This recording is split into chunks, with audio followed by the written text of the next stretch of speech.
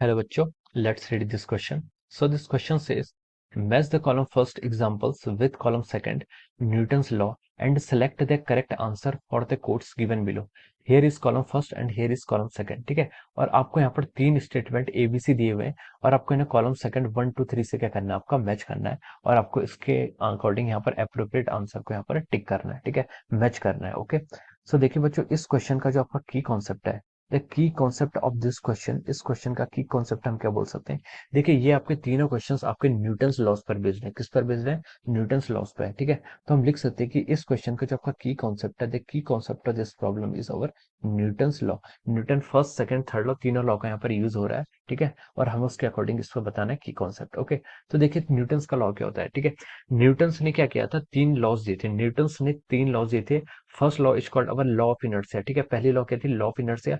Law of inertia कहती है कि every body continue to be in its state of rest और motion. अगर कोई बॉडी रेस्ट पर है तो रेस्ट पर ही रहना चाहती है, अगर कोई बॉडी मूव कर रही है, फिर मोशन पर है तो मोशन पर रहना चाहती है. ठीक है, कोई भी बॉडी अपनी जो पोजीशन होती है उसको चेंज करना नहीं चाहती. ठीक है, उसके ऊपर क्या होता है, इनर्शिया होता है, उस इनर्शिया को वो क्या करना है, उस इनर्शिया पे ही वो रहना चाहती है. ठीक है, अपने इनर्शिया को चेंज नहीं करना चाहती है. तो this is called Newton first law. ठीक है, न्यूटन की जो सेकंड लॉ थी, न्यूटन की सेकंड लॉ ने बोला था कि जो आपका फोर्स होता है, applied force, it is equal to rate of change of momentum. ठीक है, this is the Newton second law. और जब कोई थर्ड लॉ थी, न्यूटन थर्ड लॉ ने बोला था for every action there is an equal and opposite reaction. ठीक है, हर एक्शन के करस्पॉन्डिंग क्या होता है, एक उसका अपोजिट क्या होता है, एक रिएक्शन फोर्स भी अप्लाइड होता है. ठीक है, और एक्शन रिएक्शन फोर्स क्या होते हैं, डिफरेंट बॉडीज में एक्ट करते हैं. ठीक है, this is our Newton third law. ठीक है, सो दिस इज अवर की concept of the Newton's law. अब चलिए, अब हम एग्जांपल से शुरू करते हैं. ठीक है, अब देखिए कॉलम वन में आपका जो ए ऑप्शन है उसमें बोला है कि soldiers feel backward shock while firing bullet. ठीक है, जब सोल्जर्स क्या करते हैं, आप बुलेट को फायर करते हैं तो उन्हें एक बैकवर्ड डायरेक्शन में फोर्स लगता है. ठीक है, तो ये क्या हो जाता है, this is an example of Newton third law. ये क्या है, न्यूटन थर्ड लॉ का एग्जांपल है. न्यूटन थर्ड लॉ ने क्या बोला था, देखिए, for every action there is equal reaction. ठीक है, फॉर एवरी एक्शन. ठीक है, अगर कोई भी एक्शन होता है, ठीक है, तो उसके कारण क्या होता है, एक इक्वल एंड अपोजिट रिएक्शन भी आता है. ठीक है, तो देखिए जैसे ही आप क्या करते हैं, बुलेट को फायर करते हैं. ठीक है, तो बुलेट को फायर करते हैं तो बुलेट क्या करती है, बहुत ज्यादा अपने अंदर एक मोमेंटम जनरेट करती है. ठीक है, एक मोमेंटम जनरेट करती है और बुलेट क्या करती है, आगे को बहुत हाई वेलोसिटी से जाती है. ठीक है, तो देखिए उसका इनिशियल मोमेंटम जीरो था. ठीक है, और वो आगे को मूव करेगी तो उसका फाइनल मोमेंटम जो होगा वो फॉरवर्ड डायरेक्शन में आएगा. तो उसको बैलेंस करने के लिए वो क्या करती है, पीछे को भी क्या लगाती है, एक फोर्स लगाती है. ठीक है, तो उसी फोर्स का जो रिएक्शन फोर्स होता है वो हमारे सोल्जर्स क्या करते हैं, फील करते हैं. ठीक है, और that is called action and reaction forces. ठीक है, एक्शन फोर्स क्या था, जब हमने बुलेट को फायर किया, और रिएक्शन फोर्स जब हमें गन से जो हमें पीछे को फॉरवर्ड डायरेक्शन में फोर्स लगता है उसे हम रिएक्शन फोर्स बोलते हैं. ठीक है, तो इसे हम एक्शन रिएक्शन फोर्स बोलते हैं, यानी कि आपका न्यूटन थर्ड लॉ को फॉलो करती है. ठीक है, तो third option is correct regarding this. अब देखिए, अब आइए आप बी स्टेटमेंट में.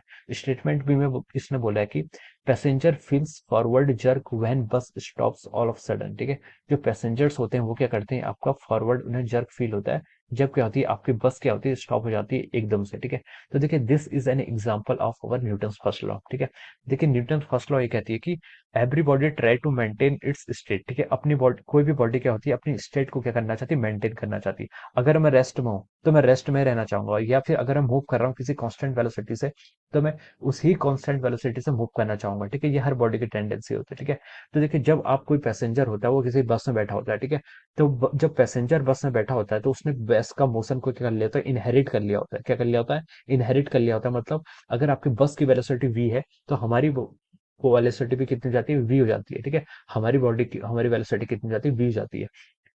तो देखिए आप इसको ऐसे भी समझ सकते हैं जैसे कि आप बस पे, यहाँ पर ये आपकी बस है, it is moving with some velocity V. ठीक है, ये वी वेलोसिटी से मूव कर रही है. ठीक है, ये आपका अपर पोर्शन है, ये आपका क्या है, लोअर पोर्शन है. ठीक है, तो देखिए आपकी वेलोसिटी क्या होगी, आप भी बस की वेलोसिटी से वी से चल रहे होंगे. ठीक है, लेकिन जैसे ही बस क्या करती है, सडनली ब्रेक अप्लाई करती है. ठीक है, सडनली ब्रेक अप्लाई करेगी तो उसकी वेलोसिटी क्या हो जाती है, जीरो हो जाती है. ठीक है, तो देखिए हमारी जो लेग्स होते हैं, हमारे legs they are in contact with the floor of the बस.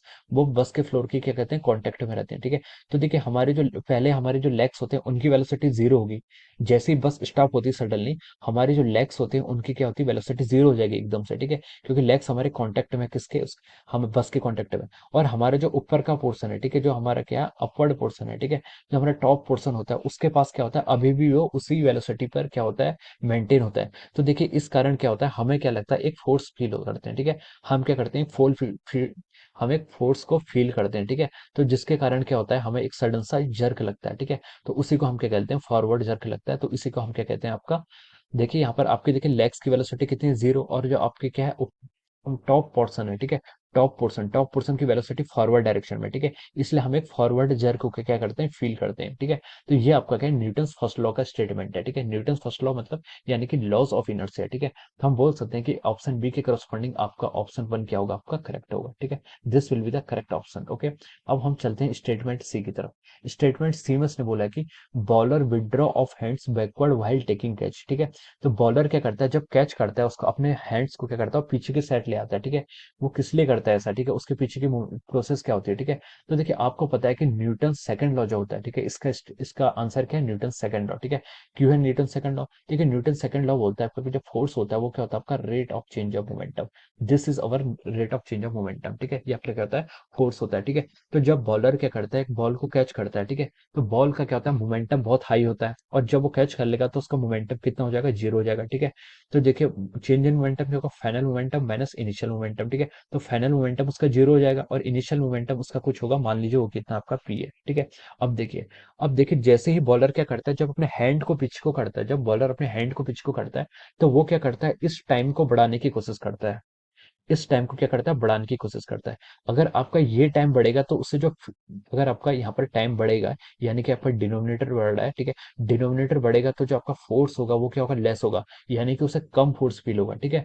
तो इसीलिए क्या करता है बॉलर, क्या करता है मैक्सिमम इस टाइम को, जो आपका डीटी टाइम है, ये चेंज इन टाइम, इसको क्या करता है, वो इंक्रीज करने की कोशिश करता है, ठीक है। इसको इंक्रीज जितना ज्यादा इंक्रीज करेगा, उतना ज्यादा आपको जो फोर्स एक्सपीरियंस होता है वो क्या होता है, लेस होता है। यानी कि उसको ऐसा कोई अपने हाथों में कोई फोर्स फील नहीं होगा, ठीक है। यानी कि नॉर्मली आसानी से कैच कर सकता है, ठीक है। इसलिए वो अपने बॉलर्स क्या करता है, अपने हैंड को क्या करता है, विदड्रॉ करता है। So this is an example of our Newton second law of motion, ठीक है। तो सी ऑप्शन के करस्पॉन्डिंग हम बोल सकते हैं कि our option 2 is the right answer, ठीक है। तो देखिए आपका ए बी सी ऑप्शन के करस्पॉन्डिंग 312 ऑप्शन आए हैं, ठीक है। तो देखिए 312 आपका ऑप्शन ए में गिवन है, ठीक है। ऑप्शन ए में क्या है, ये ऑप्शन आपको गिवन है। So we can write down that option A is correct. आपका यहाँ पर इसका राइट आंसर क्या होगा, option A is the correct answer of this question, ठीक है। आप यहाँ पर ऑप्शन ए को ऐसे टिक कर सकते हैं। So I hope you all understood this concept. All the best and thank you so much.